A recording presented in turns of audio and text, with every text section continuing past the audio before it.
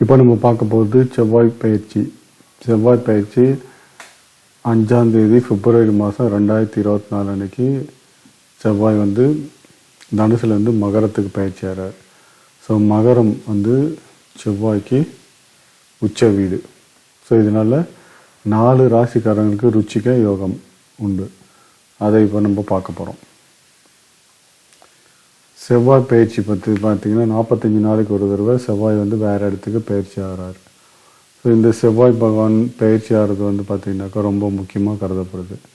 இந்த செவ்வாய் வந்து 5ஆம் தேதி பிப்ரவரி மாதம் 2024 அன்னைக்கு மகர ராசிக்கு பயிற்சி ஆகிறார். தனுசுலேருந்து மகரத்துக்கு பயிற்சி ஆகிறாரு. காலபுருஷ தத்துவப்படி இது வந்து 10ஆம் வீடு. அந்த 10ஆம் வீட்டுக்கு பயிற்சி ஆகிறாரு. அது சனி பகவான் வந்து அந்த வீட்டோட அதிபதி. அங்கே வந்து செவ்வாய் உச்சமாவார், குரு வந்து நீச்சமாவார். ஸோ அந்த இடத்துல செவ்வாய் பயிற்சி ஆகிறாரு. அந்த செவ்வாய் பயிற்சியால் 4 ராசிக்காரங்களுக்கு ருச்சிக யோகம் உண்டு. அது யாருன்னா மேஷம், கடகம், துலாம், மகரம். ஸோ இந்த ருச்சிக யோகம் அப்படின்னா உங்களுக்கு பார்த்தீங்கன்னாக்கா ருச்சிக யோகம்ன்றது எங்கே வந்து 1, 4, 7, 10ஆம் வீட்டில் செவ்வாய் வந்து ஆட்சி இல்லை உச்சமாக இருந்ததுன்னா அது வந்து ருச்சிக யோகம்னு சொல்லுவாங்க. ஸோ அப்போ ருச்சிக யோகம்ன்றது புகழ், செல்வம், செல்வாக்கு, இதெல்லாம் அரசாளும் யோகம், உடலில் ஒரு பலம் எல்லாமே கிடைக்கும். ஸோ அப்போது அந்த மாதிரி பார்க்கும்போது ருச்சிக யோகம் வந்து இப்போ செவ்வாய் வந்து மகரத்தில் போகிறதால மகரத்துக்கு 1ஆம் வீடு. ஸோ அப்போது மகரம் வந்து ருச்சிக யோகம் வரும். அதே மாதிரி ஒவ்வொரு ராசிக்கும் பார்த்திங்கனாக்கா துலாமுக்கு 4ஆம் இடம், ஸோ கடகத்துக்கு வந்து பார்த்திங்கன்னா 7ஆம் இடம், மேஷத்துக்கு 10ஆம் இடம். 1, 4, 7, 10 அந்த தொடர்பு வந்து பார்த்திங்கனாக்கா உங்களுக்கு ருச்சிக யோகம் செவ்வாய்க்கு. ஸோ இந்த மேஷம் இந்த ருச்சிக யோகம் இந்த 4 பேருக்கு மட்டும்தான் சொல்ல போகிறேன். இது வந்து இந்த செவ்வாய் பயிற்சியில் ருச்சிக யோகம் பெற்ற 4 ராசிக்கு மட்டும்தான் இப்போது நான் பலன் சொல்ல போகிறேன். என்னென்னா இந்த ராசி பலனில் வந்து ராசியோட அதிபதியே வந்து செவ்வாய் பகவான் தான் மேஷத்துக்கு. ஸோ அவர் வந்து 10ஆம் இடத்துல போய் உச்சம் பெறாரு. ஸோ அப்போது நீங்கள் என்ன நினச்சாலும் அந்த காரியம் வந்து ஈடேறும் உங்களுக்கு. அதே மாதிரி அவருடைய பார்வையும் உங்களுக்கு கிடைக்கிறதால நீங்கள் எப்பயுமே வந்து உற்சாகமாக இருப்பீங்க. உங்கள் உடல் நலத்தில் ஏதாவது பிரச்சனை இருந்தாலும் அந்த பிரச்சனை வந்து தீரும். தொழில் வியாபாரத்தில் வந்து நல்ல ஒரு லாபம் வரும். உங்களுக்கு தைரியம், தன்னம்பிக்கை எல்லாமே அதிகரிக்கும். நல்ல தொழில் அமையும். புதிய வேலைக்கு ரொம்ப நாளாக ட்ரை பண்ணியிருப்பீங்க, புதிய வேலை கிடைக்கலன்றவங்களாம் புதுசாக வேலை கிடைக்கும். உங்களுக்கு சொத்து பிரச்சனை இருந்தால், ஏன்னா செவ்வாய் தான் நிலத்துக்காரங்க, சொத்து பிரச்சனை இந்த வீடு இது நிலம் விற்காமல் இருந்தால் அந்த நிலம் இப்போது நல்ல லாபத்துக்கு விற்கும்.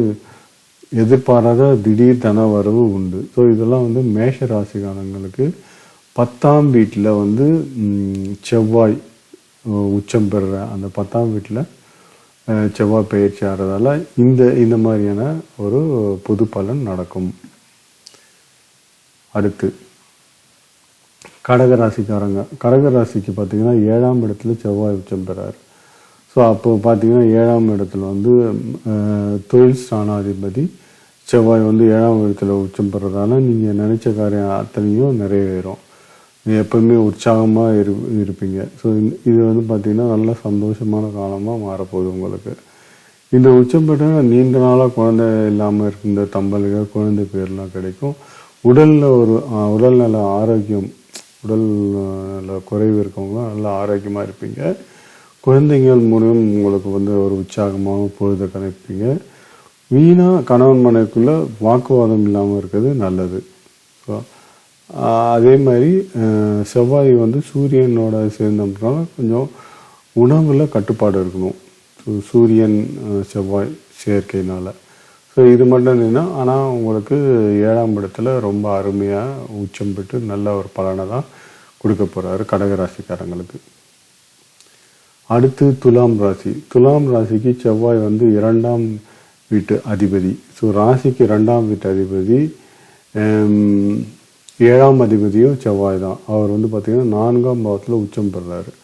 ஸோ ஸோ அப்போது வந்து உங்களுக்கு ரொம்ப நன்மைகளை நிறைய செய்வார். பணவரவு நல்லா அதிகரிக்கும். வேலை தொழில் லாபம், ப்ரொமோஷன் எதிர்பார்த்தவங்களுக்கு ப்ரொமோஷன்லாம் கிடைக்கும். நீண்ட கால திருமணம் நடைபெறாமல் தள்ளி போனவங்களும் திருமணம் வந்து கைகூடும். ஸோ வீட்டை விரிவுபடுத்தி கட்டணும்னு நினைக்கிறோம் கட்டலாம். ஏன்னா 4ஆம் பாவம் தான் வந்து உங்களுக்கு வீடு, ஸோ வீட்டை குறிக்கிறது. ஸோ அதனால் வீடை வந்து நீங்கள் கட்ட முடியாமல் இருந்தோம், இனிமேல் கட்டலாம் வீட்டை ஈஸியாக. 5ஆம் தேதி உங்கள் வாழ்க்கையில் வந்து ரொம்ப ஒளிமயமான ஒரு நல்ல காலமாக மாறப்போகுது. 2ஆம் வீட்டு அதிபதியான செவ்வாய் 4ஆம் பாவத்தை உச்சம் பெறுவதால் நீங்கள் மிகப்பெரிய சௌகரியமான சொகுசான வாழ்க்கை வாழ கடவுள் உங்களுக்கு துணை புரிவார். ஸோ பார்த்தீங்கன்னாக்கா 2ஆம் வீட்டு அதிபதி 4ல் போய் உட்கார்றதால சுகஸ்தானத்தில் ரொம்ப அருமையான வாழ்க்கை, உங்களுக்கு சொகுசான வாழ்க்கை அமையும் துளாராசிக்காரங்களுக்கு. அடுத்து மகர ராசி. மகர ராசியில் தான் வந்து செவ்வாய் வந்து உச்சம் பெறாரு. செவ்வாய் பயிற்சி மகர ராசி தான் போகுது. செவ்வாய் வந்து மகரத்துக்கு 4க்கும் 11ஆம் வீட்டு அதிபதி. ஸோ அவர் வந்து